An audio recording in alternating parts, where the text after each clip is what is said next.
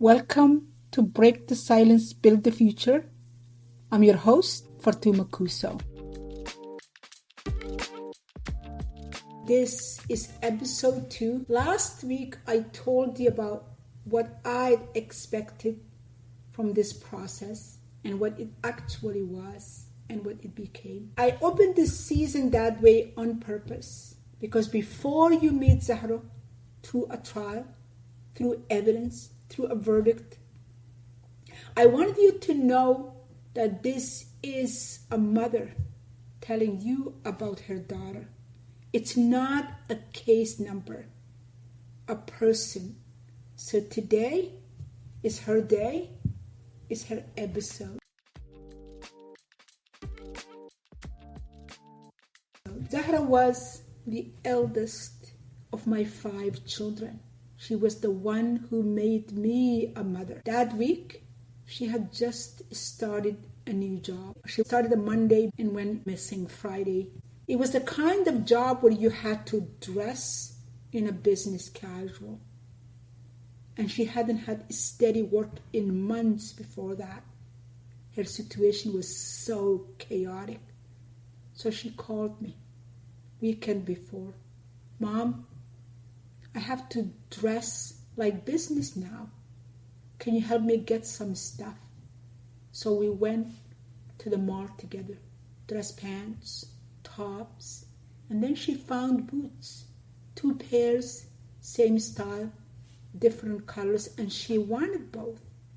I said, why do you need 2 of the same shoe? She said, I love them, Mom. I just want to have them. I teased her about that.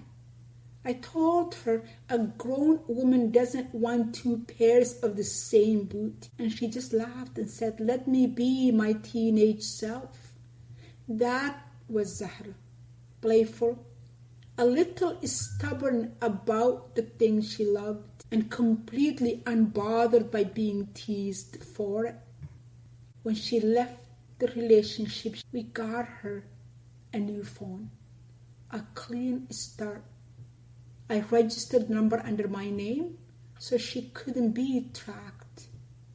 When we picked it out, she chose a phone case that was almost aggressively bright pink. I laughed and told her it looked like something a teenager would pick. She just grinned. She had this way of being fully herself even in the middle of the hard years she had. Sahra was very kind. She would always compliment on other people.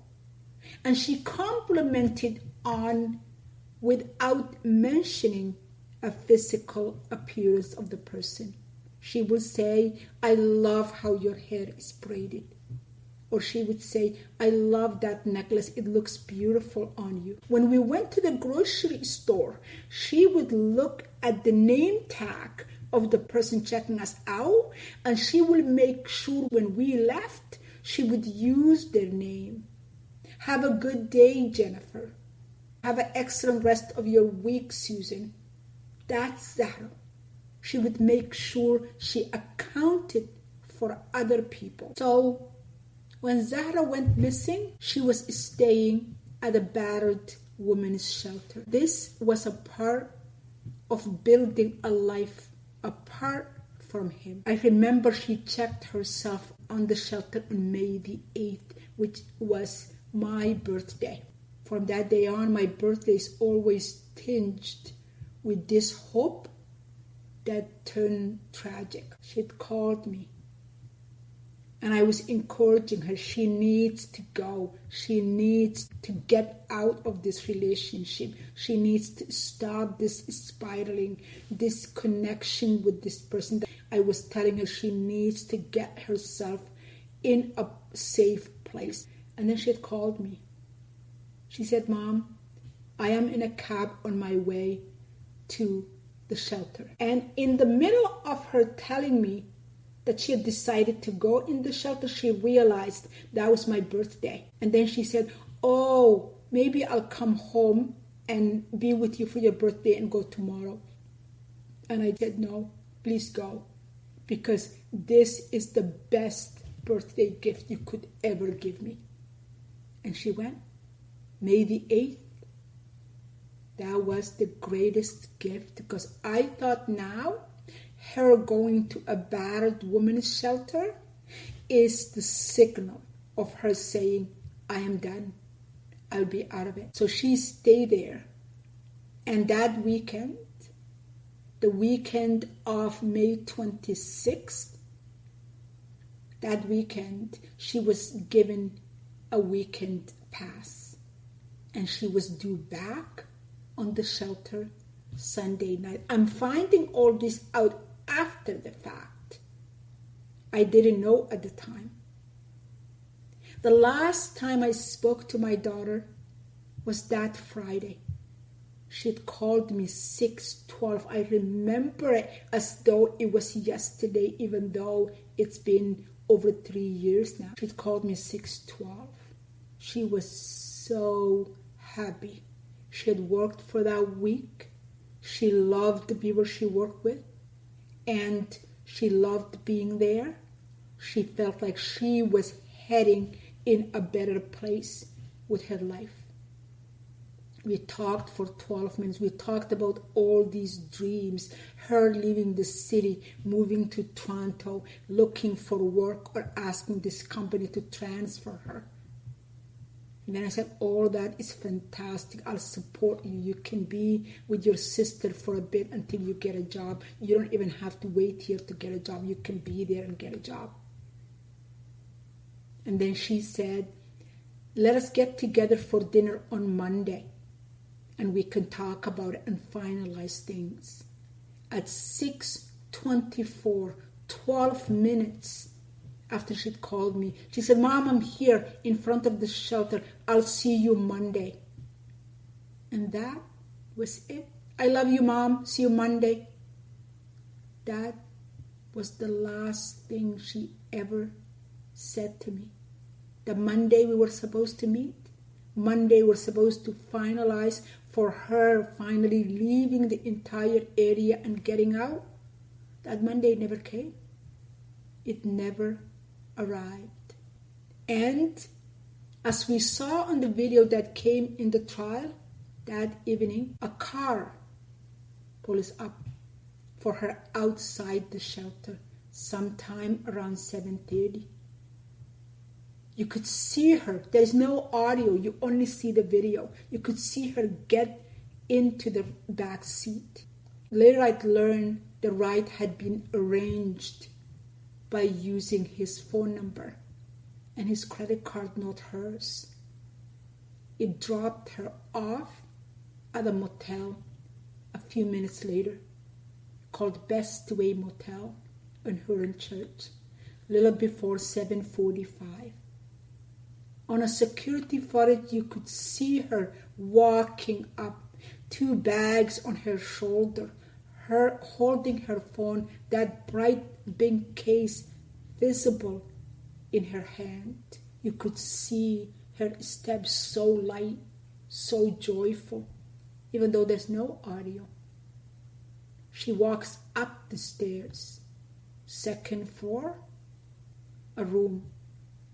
A door opens and she goes in. That is the last time anyone sees her anywhere.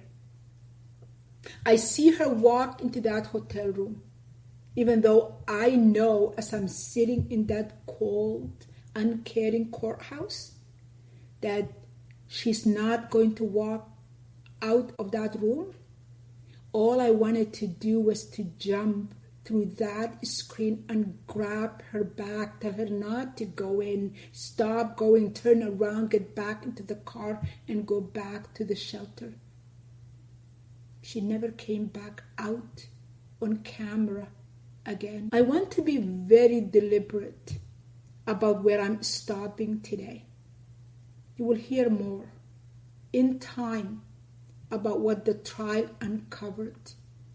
But today I wanted you to have her walking up those stairs, holding a phone in a pink case she picked out for herself a year and a half earlier.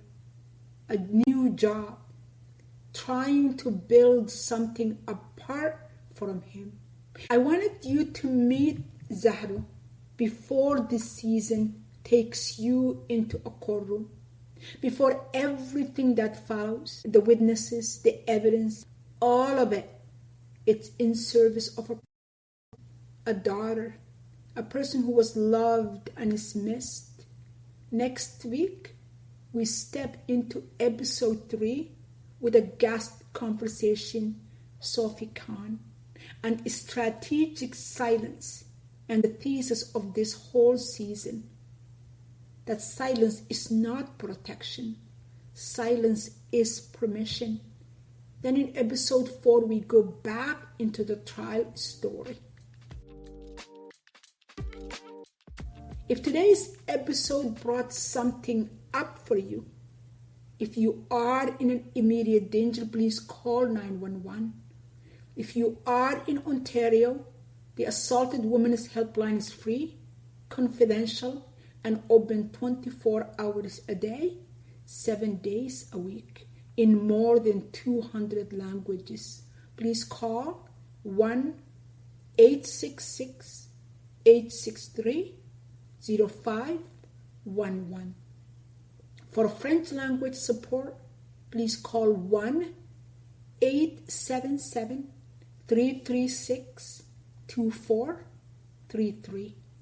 To find the shelter anywhere in Canada, search Shelter Save, that is SHELTERSAFE.com.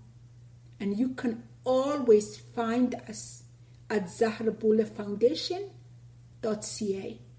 Everything we talked about, the numbers, the information, all of those will be in the show notes. Thank you for meeting Sahra with me today.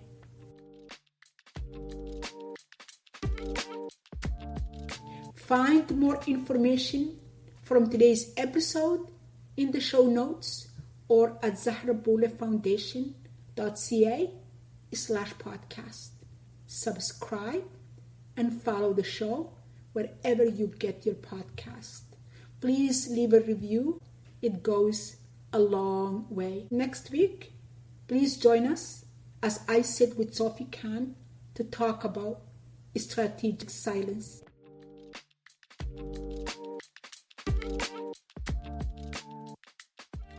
I am Fartumo Kusow, and this has been Break the Silence, Build the Future.